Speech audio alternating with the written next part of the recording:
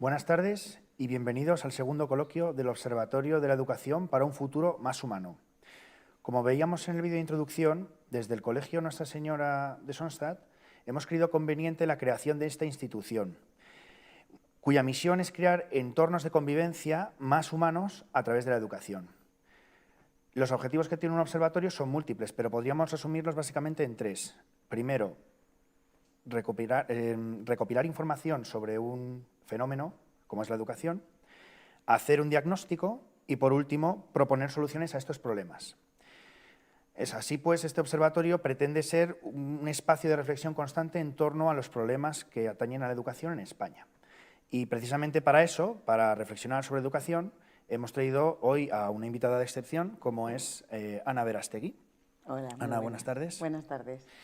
Bueno, Ana es investigadora en la Universidad Pontificia Comillas, es licenciada en Psicología, máster en asesoramiento y mediación familiar, doctora en la adaptación familiar en adopción internacional, directora del Instituto Universitario de la Familia, cofundadora y miembro del equipo Primera Alianza y del programa Aprender Seguros, Escuelas que Cuidan, ¿no? Fruto precisamente de ese programa es este libro, que es el que nos trae hoy a hablar con Ana, que se llama Aprender Seguros, principios y estrategias para construir escuelas que cuidan. Bueno, buenas tardes, Ana. Muchas gracias en primer lugar por venir, por poder dedicarnos la tarde. Sabemos que tienes una agenda un poco apretada y te agradecemos el esfuerzo, ¿vale? Gracias por invitarme, porque sentarse en un sillón, hablar de cosas importantes, siempre es un gusto. Muchas gracias.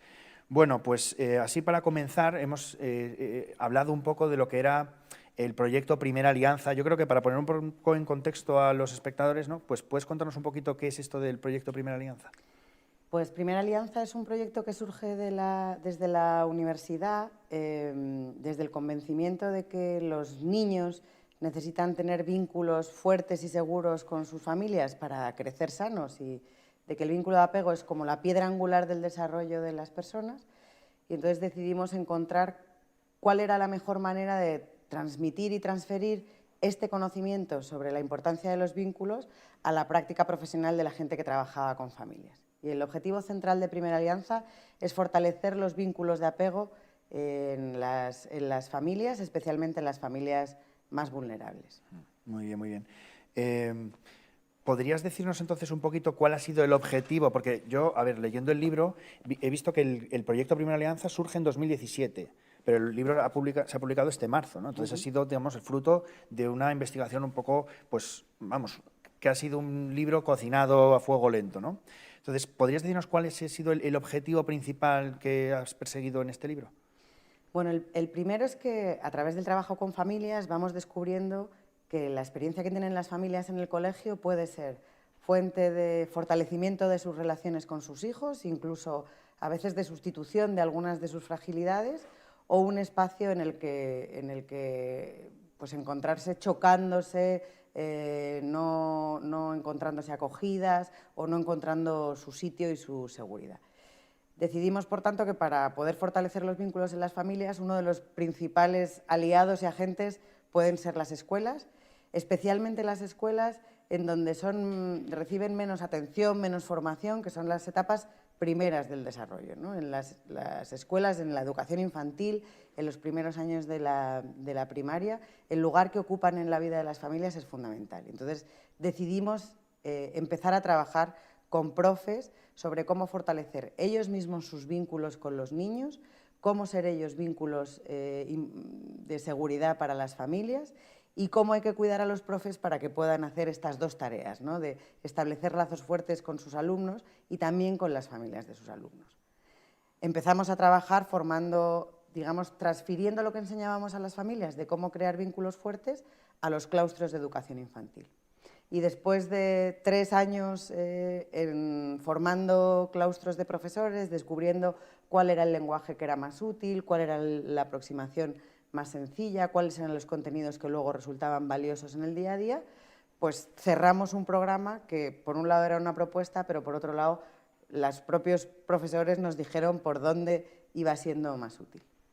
Los objetivos del programa, básicamente esos 3, ¿no?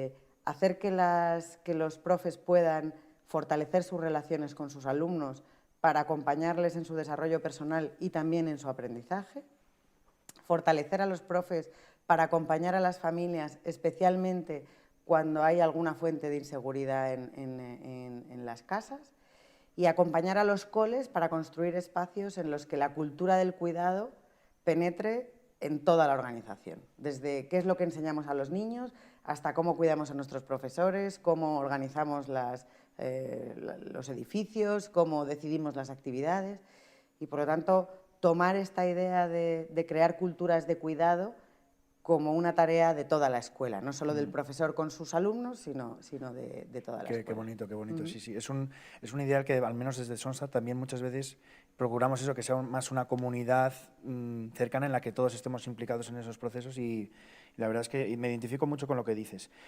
He visto, ha salido varias veces a lo largo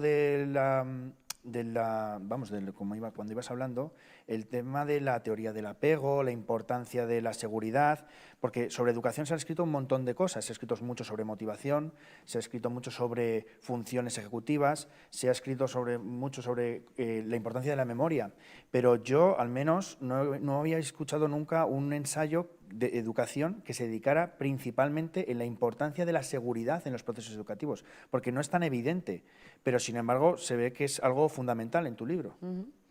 En realidad, casi todos los procesos de los que estás hablando están vinculados con la regulación afectiva, es decir, la función ejecutiva tiene un factor que tiene que ver con la regulación afectiva, los procesos de memoria están vinculados a la regulación afectiva, pero parece que eso lo damos por hecho, ¿no? Igual que damos por hecho que los niños respiran, y si no respiraran no aprenderían, pero como damos por hecho que respiran, y sin embargo damos por hecho una seguridad que no podemos dar por hecho ni en todos los niños ni en todos los momentos de la escuela.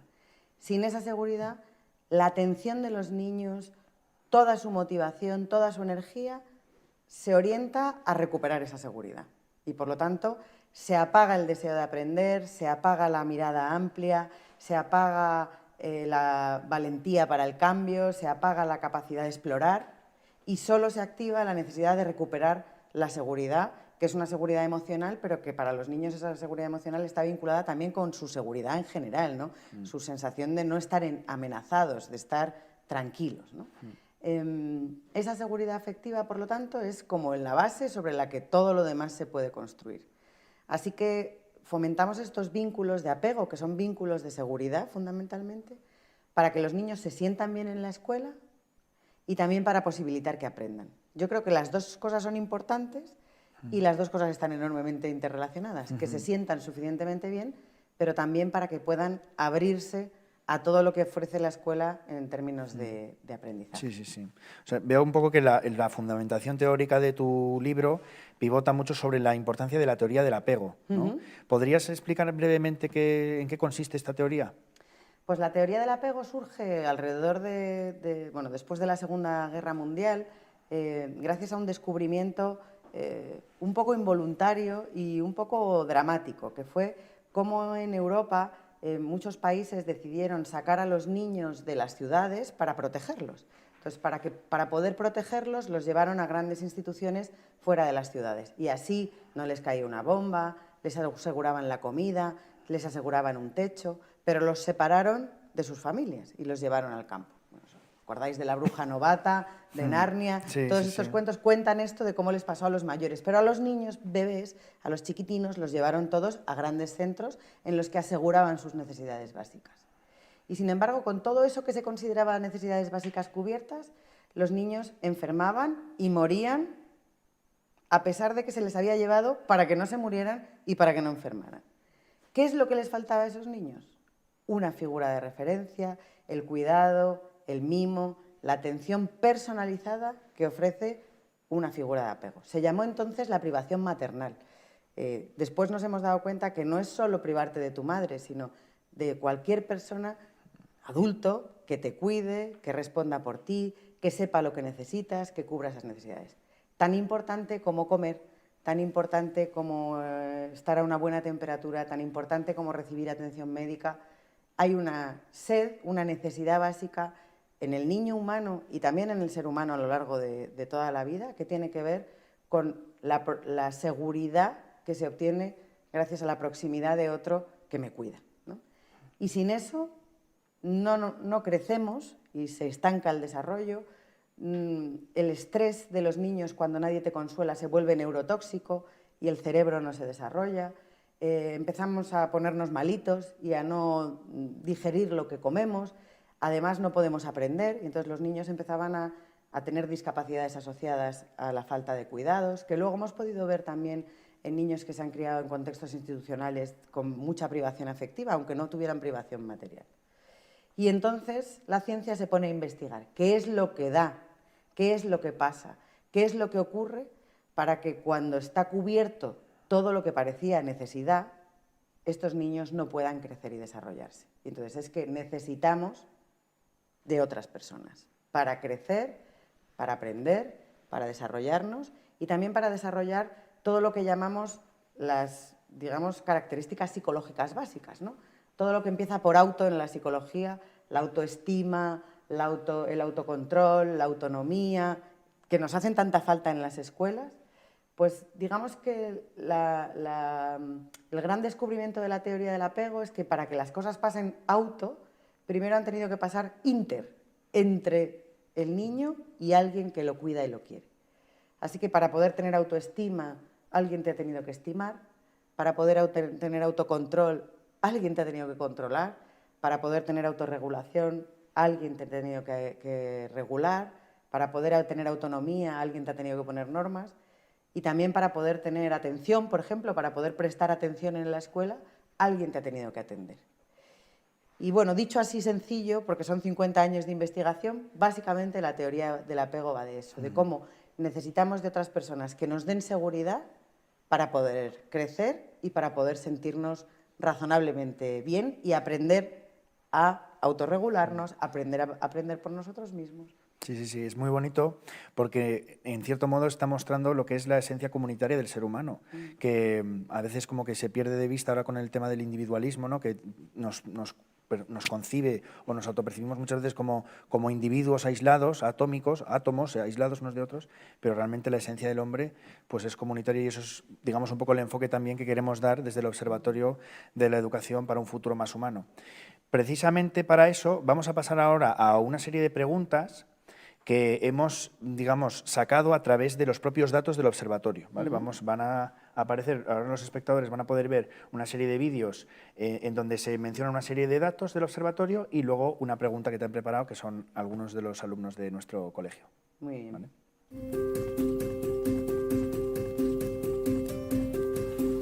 Los colegios se están deshumanizando. Para un 60,08% de las familias preguntadas, los colegios solo se encargan de la transmisión de conocimientos teóricos. ¿De qué manera la transmisión de seguridad a los alumnos puede ayudar a humanizar los procesos educativos?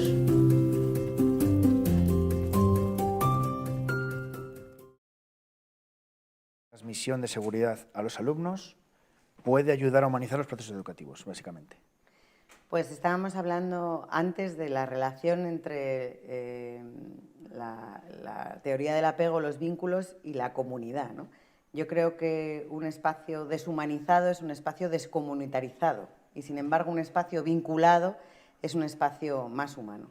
Entre otras cosas porque para poder ofrecer seguridad, la seguridad no se ofrece a todos por igual. Si tú de repente uniformas y llenas el centro de señores armados que cuidan para que no entre nadie peligroso, no estás ofreciendo seguridad en el sentido de la seguridad que ofrece un vínculo.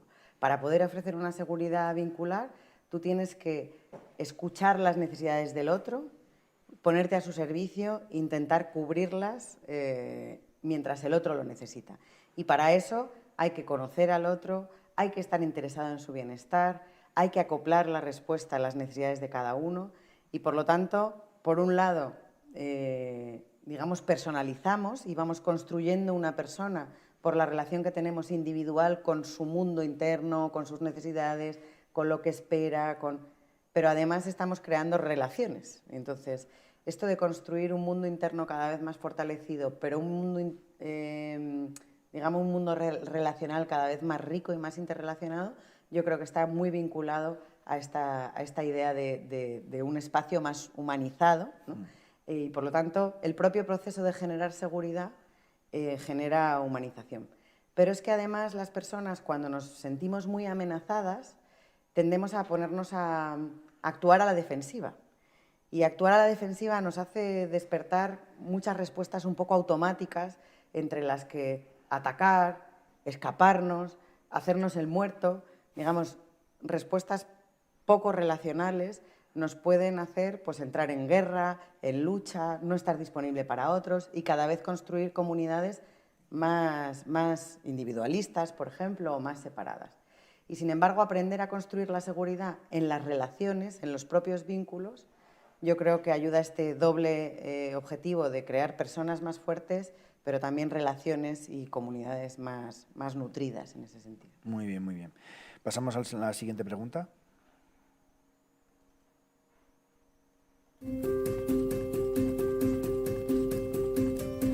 Para un 65,52% de los encuestados, la pérdida de valores en la educación se manifiesta en el crecimiento de la frustración, las depresiones y otros problemas de salud mental, como consecuencia de la falta de madurez y entendimiento del entorno. ¿Cómo puede la metodología del apego ayudar a cambiar este panorama?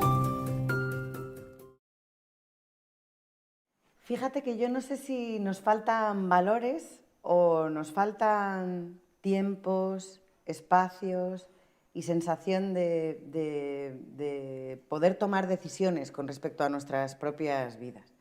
Yo creo que la gente sigue queriendo quererse, sigue queriendo cuidarse, pero no encuentra el modo, ni el tiempo, ni el espacio para hacerlo como se puede hacer, ¿no?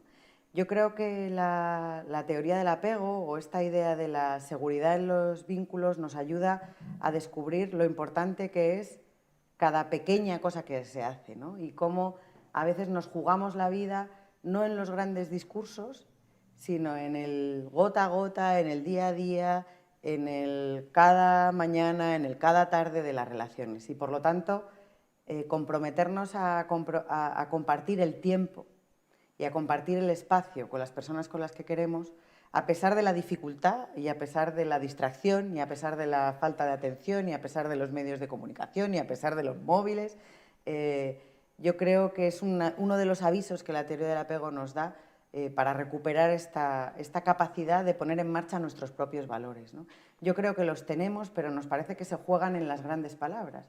Y la teoría del apego nos recuerda que no, que se juega en cada cena, en cada desayuno, en cada baño, en cada paseo, en cada conversación, en cada entrada del colegio, en cada salida del colegio, ¿no? Entonces, a lo mejor no merece tanto la pena dedicarle un día a hablar de los valores como que esos valores se vayan cayendo gota a gota, además gota a gota y envueltos en el amor de alguien de quien te fías, ¿no? Y esa es una manera de transmitir esos valores mucho más útil y mucho más profunda, yo creo. Muy bien, muy bien. Pasamos a la tercera pregunta.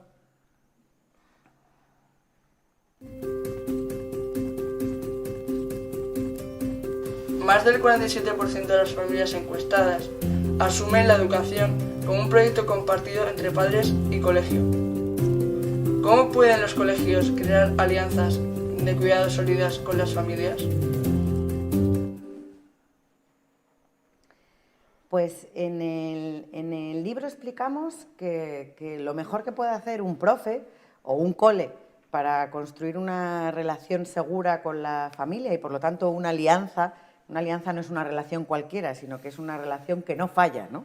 Es una relación que se construye con esa confianza. Deberíamos intentar hacer lo mismo que les pedimos a las familias para construir relaciones de alianza con sus hijos, ¿no? O de cuidado con sus hijos. Y es lo que le llamamos el ABCD de la relación. Son 4 grandes dimensiones. Una, la accesibilidad y la disponibilidad, estar con las puertas abiertas, las puertas del aula, las puertas de la clase, las puertas de la tutoría, estar dispuesto a escuchar qué necesitan las familias de nosotros y, por lo tanto, encontrar espacios y tiempos para eso, no decir, mira, solo me puedes llamar los martes de 8 a 3 cada trimestre si me mandas una carta por triplicado, porque eso no nos hace accesible, sino estar al loro y que las familias sepan que estamos ahí para ellos. La segunda tendría que ver con la sensibilidad, ¿no? No pensar solo qué es lo que queremos que las familias hagan, sino pensar qué es lo que las familias necesitan de nosotros, ¿no? Muchas veces nos peleamos con que las familias ya no son como eran, ya no son como antes, ya no son lo que nosotros necesitamos. Y yo creo que para establecer una relación de alianza lo primero es no tanto buscar qué familias necesitamos, sino qué necesitan las familias de nosotros. En terminología del apego van a necesitar básicamente dos cosas: que les ayudemos a explorar, a entender, a cambiar, a descubrir qué es la mejor relación con sus hijos, y que les consolemos de las cosas que no les salen, que no pueden, que no llegan, que se les hacen difíciles, que les enfadan. Bueno, están dispuestos a escuchar, ¿no? La tercera cosa tendría que ver con aceptar a las familias y, por lo tanto, mirar todo lo bueno que aportan, todo lo que las necesitamos, estar dispuestos a aceptarlas con todas esas cuestiones positivas, pero también con sus dificultades, ¿no? Es muy clásico cuando llegamos a la formación de los coles que los propios profes lo primero que hagan es usar los primeros 20 minutos en despotricar un poco, decir, es que las familias, es que las familias, es que las familias, es que las familias. Y eso está bien, porque descarga, ¿no? Y necesitas, de repente, descargar. Pero una vez has hecho eso, vamos a mirar de otra manera, ¿no? Vamos a ver qué tenemos para construir. Igual que tú no puedes educar a un niño si no le encuentras el punto, si no tienes esperanza en él, si no de alguna manera le quieres, pues también necesitamos descubrir esa aceptación cuando miramos a las familias. Y la última cosa tendría que ver con cooperar. No decidir que las familias tienen que hacer lo que nosotros decimos, lo que nosotros queremos, lo que nosotros pensamos que es bueno, sino establecer una relación en la que somos copartícipes de la educación. Y, por lo tanto, nosotros proponemos, pero también escuchamos, oímos, descubrimos cuál es el proyecto educativo de cada familia, porque nosotros tenemos un proyecto educativo de centro, pero cada familia tiene un proyecto educativo. ¿Cómo engancha una cosa con la otra? ¿Cómo pedimos ayuda a las familias cuando la necesitamos? ¿Cómo la agradecemos cuando las pedimos? 4 cosas, entonces: disponibilidad, aceptación, escucha y sensibilidad y capacidad de cooperación. Serían las 4 grandes palabras. Muy didáctico, muy didáctico. Y última pregunta.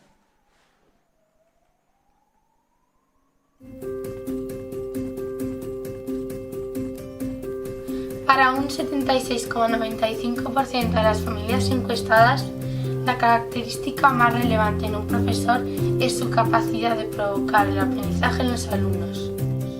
¿Son las metodologías del apego adecuadas para el desarrollo académico o lo son solo para el bienestar emocional?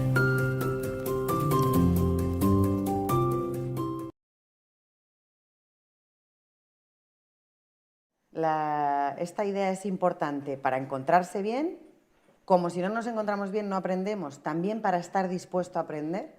Pero fijaos que las nuevas metodologías del aprendizaje nos hablan de que nosotros colocamos a los alumnos en situaciones de aprendizaje. Una buena figura de apego es apoyo en la exploración. No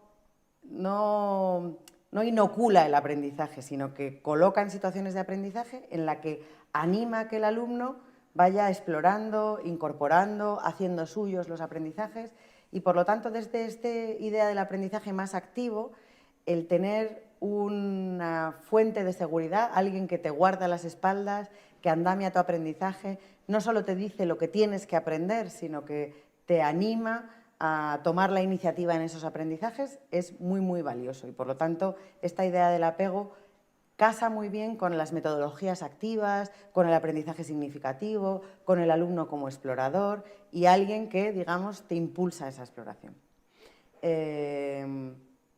Y luego hay una cosa muy importante, que es que ya con los contenidos, nosotros solo aprendemos lo que nos cuentan las personas de las que nos fiamos. Y, por lo tanto, sentirnos seguros en la relación con la persona que nos cuenta las cosas nos hace que nos confiemos mejor en lo que nos cuenta. Entonces, si nos dice 2 más 2 son 4, una persona que nos parece que no le importamos, de la que no nos fiamos especialmente, por la que nos sentimos amenazados, el 4 no solo no es importante, sino que no termina de ser de fiar. Si me dice que 2 más 2 son 4, alguien de quien me fío, yo me voy a creer que es probable que eso sean 4. Pero si además alguien de quien me fío me dice, vamos a intentar ponernos en una situación en la que vamos a aprender cuánto sería juntar 2 más 2, y yo tengo que ponerme activamente a eso, tener a alguien de quien me fío es imprescindible para ese tipo de aprendizaje. Así que para las 2 cosas, para sentirse bien y para poder aprender. Mientras estabas hablando me estaba acordando de una cita de San Pablo que dice: como hemos conocido el amor que nos tiene, hemos creído en él, ¿no? Entonces ahí está muy relacionado el tema de la afectividad con el conocimiento, ¿no? Muy bien, pues para ir finalizando el evento, el coloquio, hemos querido oportuno traer a algunos profesores del colegio, ¿vale? Para que ellos puedan, digamos, en tu libro se veía muy claro que había 3 bloques principales, un bloque que era la relación de apego entre el profesor y el alumno, luego otro entre el profesor y la familia y, por último, dentro de la propia institución educativa. Entonces, hemos traído a 3 profesores para que puedan plantearte algunas de sus cuestiones. Hola, buenas tardes, Ana. En tu libro hablas de la importancia de detectar las señales en los niños, pero también dices que en muchas ocasiones estas señales no son lo que parecen, como es el ejemplo de las señales paradójicas. Entonces, ¿podrías, por favor, darme unas pautas de cómo diferenciar unas de otras y saber identificarlas correctamente? Bueno, las señales paradójicas son aquellas que parece que piden justo lo contrario de lo que necesitan. Y a veces algunos niños lanzan señales paradójicas cuando han dejado de tener esperanza en que alguna de sus necesidades, o bien la necesidad de explorar, o bien la necesidad de regularse y de ser cuidados, te pone en dificultades con tu figura de apego y entonces decides renunciar y que parezca que no lo necesitas. Pero resulta que, por ejemplo, una persona que ha decidido renunciar a la exploración y ya no señaliza que necesita explorar, se queda diciendo: tengo que estar aquí cerca, tengo que estar contigo, tienes que hacerme caso, tienes que consolarme. Parece que necesita mimos y apego, pero no se consuela nunca. Pero siempre está un poco enfadado. Entonces, no es ese niño que se te agarra y se relaja en ti, sino que es una persona que se queda próxima, pero todo el rato un poco enfadada. O al revés, ese niño que ya no sabe pedir que lo mimen y entonces se queda, como siempre, medio jugando, medio lejos, pero no lo ves como ves a un niño jugando con los clics súper entretenido y que se le va el tiempo y el espacio, sino que está un poco triste, un poco sin estar a gusto, no se le ve involucrado en esa actividad. Y de vez en cuando mira, pero muy de reojillo, a ver si hay alguien que lo mira a él. Esos niños invisibles que nunca piden nada, el niño que nunca pide nada en clase, claramente está mandando señales paradójicas. Un niño pequeño que parece un niño mayor es un clásico niño que está pareciendo lo que seguro que no es. Y el que nunca se puede separar de ti, nunca puede jugar, nunca puede, también probablemente está mandando un tipo de señal de ese tipo. O bien está pasando una situación muy difícil para él y tiene muy alta la necesidad de apego, o ya algo está pasando en casa, algo está pasando en el cole, algo está pasando que hace que necesite eso, o en realidad está haciendo como si no quisiera explorar, porque no se fía de que si se va un poco tú no vayas a desaparecer. Y por lo tanto se queda aquí, pero siempre enfadado. Entonces el niño que está todo el rato próximo, pero siempre un poco picajoso, siempre un poco enfadado, siempre un poco, sería esa pista. La otra pista es que si tú solucionas, si tú respondes, ese niño que se quiere quedar cerca, y tú lo mimas, y eso no se resuelve y no se va, es que no es eso lo que necesita, ¿no? Y si el niño que se queda lejos no termina de jugar, no termina de no sé qué, no hay manera, tampoco termina de ser. Si nunca viene, es una señal de que eso no pasa. Porque los niños están todo el rato girando, para afuera, para adentro, vienen, van, vienen, van. Si alguien se queda siempre lejos o siempre cerca, es que hay algo que se ha quedado ahí bloqueado y no está funcionando. Así que esa sería una buena pista, ¿no? Alguien que siempre necesita solo una cosa es alguien que no está mandando bien sus señales. Pasamos a la siguiente pregunta. Buenas tardes, Ana. En relación con las familias, nosotros como profesores nos toca muchísimo trabajar con ellas y también, bueno, a las hermanas a veces nos vienen los tutores a preguntar cómo plantear bien una tutoría, porque son los momentos de encuentro privilegiados que tenemos para estar con ellos y para ir generando esa alianza de la cual tú hablabas, ese momento para encontrarnos con ellos. ¿Cómo nos plantearías tú una buena tutoría? Bueno, hay muchas formas de hacer buenas tutorías porque depende un poco cuál es el plan, ¿no? Una cosa es una tutoría para conocernos y entonces sería una tutoría más bien centrada en la escucha. Hay veces que es una tutoría frente a una situación de dificultad y entonces es una tutoría que está más volcada en el apego y en encontrar la manera de regular a una familia que está angustiada. otras tutorías que tienen que ver con aprender juntos qué podríamos hacer para solucionar alguna cosa que nos tiene preocupados, y entonces son tutorías más vinculadas con la exploración. Pero yo diría poner en marcha las 4 actitudes de las que hemos hablado, ¿no? La disponibilidad, la sensibilidad, esta idea de la aceptación y la cooperación. Y luego alguna pista importante puede ser, digamos, explicarle a la familia qué puede esperar de este momento, decirle cuánto tiempo vamos a estar, qué es lo que vamos a hacer, qué es lo que queremos de ella, darle seguridad desde ese punto de vista. Y luego intentar llevar la conversación escuchando qué necesitan, ¿no? En este momento necesitan una palabra amiga, en este momento necesitan una pista para explorar. Y por lo tanto, eso mismo que decimos que tenemos que hacer con los niños, de impulsar a la exploración o acoger cuando se sienten agobiados, estar un poco atentos a escuchar. La familia que tenemos delante está muy agobiada y necesita un poco de consuelo y un poco de rebajar, o necesita empezar a pensar o a tener ideas sobre cómo hacer las cosas diferentes. Entonces, escuchar, y escuchar no para responder, sino para comprender. Comprender qué es lo que necesita esta persona de mí.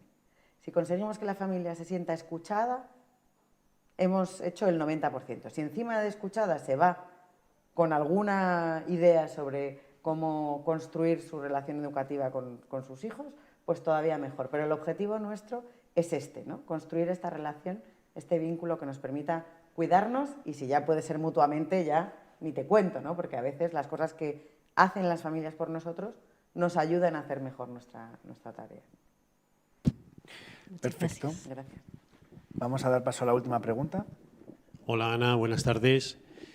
Bueno, yo lo primero que quiero decirte es que me ha encantado cómo has explicado cómo los niños, para conseguir esos autoestima, autorregulación, primero se tiene que dar el inter.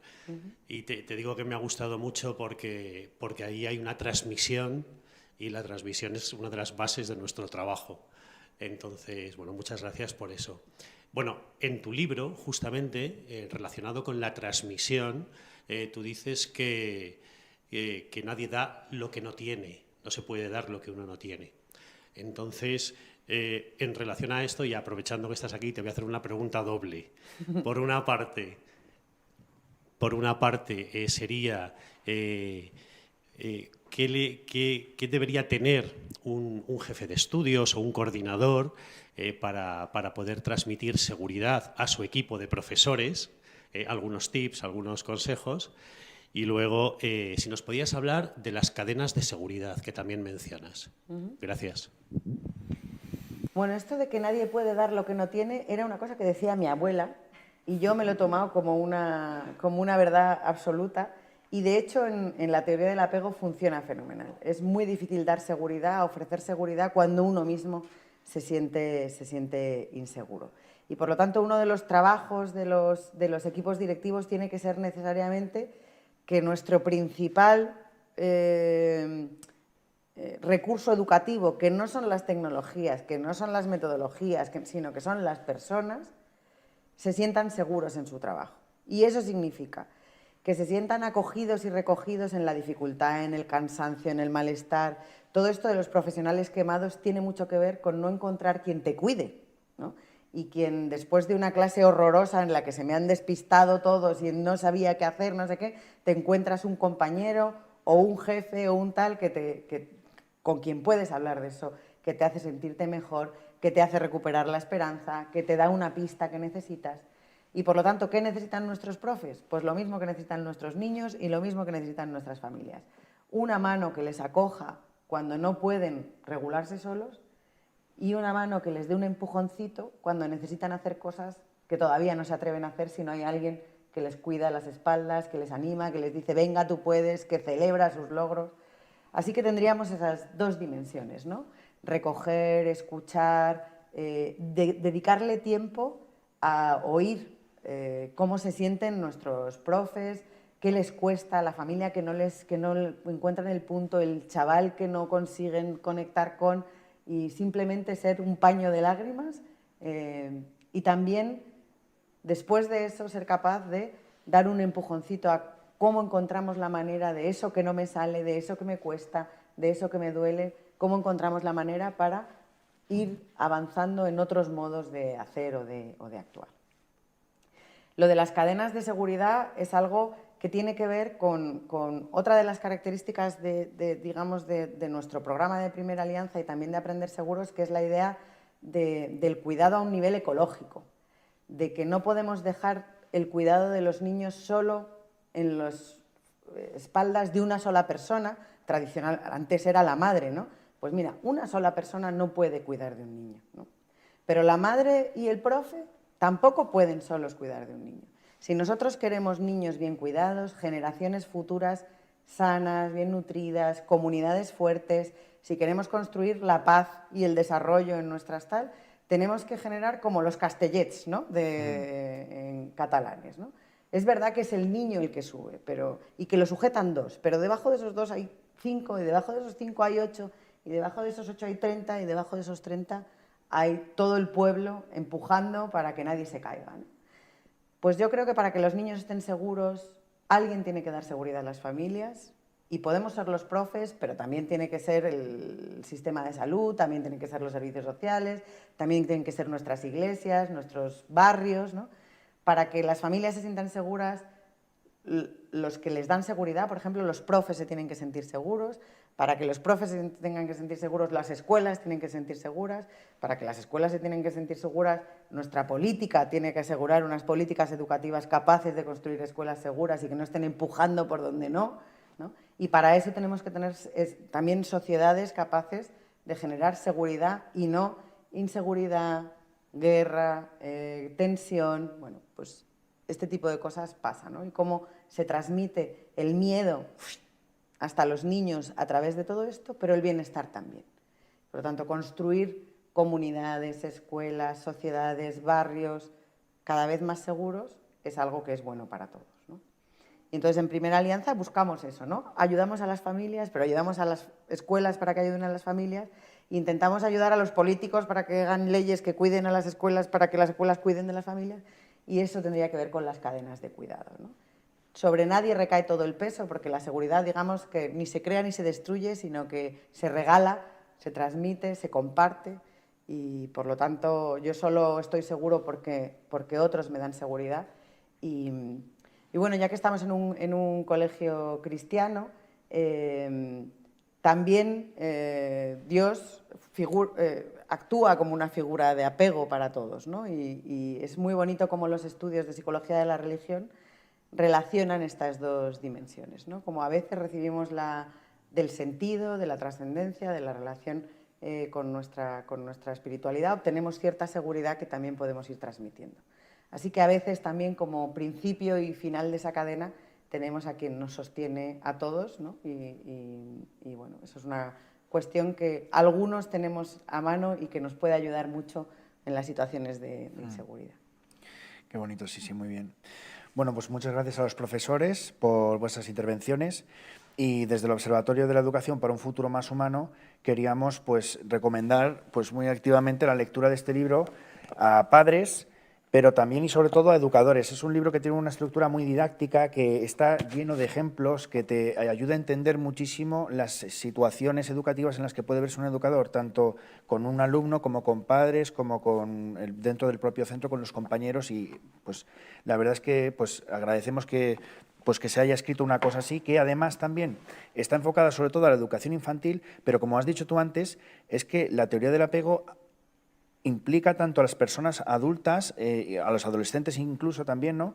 Porque la necesidad de exploración y la necesidad de, digamos, de apego no varían en el ser humano, lo que varían es la manera como se manifiestan y cómo las regulamos nosotros mismos, pero siguen estando allí latentes. Entonces, realmente lo que yo veo detrás de este libro es una teoría de la persona humana que además encaja muy bien con la doctrina cristiana, básicamente. Así es. Y bueno, pues para finalizar el acto, darte las gracias, Ana, por estar aquí, porque hemos aprendido muchísimo de vosotros, de ti. Y de nosotros, que somos un equipo quienes al final, hemos escrito la comunidad es la que... Sí, bueno, claro, es verdad, también hay que mencionar que es un libro coescrito con Amaya Halti y Carlos Pitillas, ¿vale? Que también hay que mencionarles que también su parte habrán hecho. Claro que sí. Pues nada más, Ana, darte las gracias por tu Muchas asistencia gracias. y hasta aquí hemos llegado en el evento de hoy.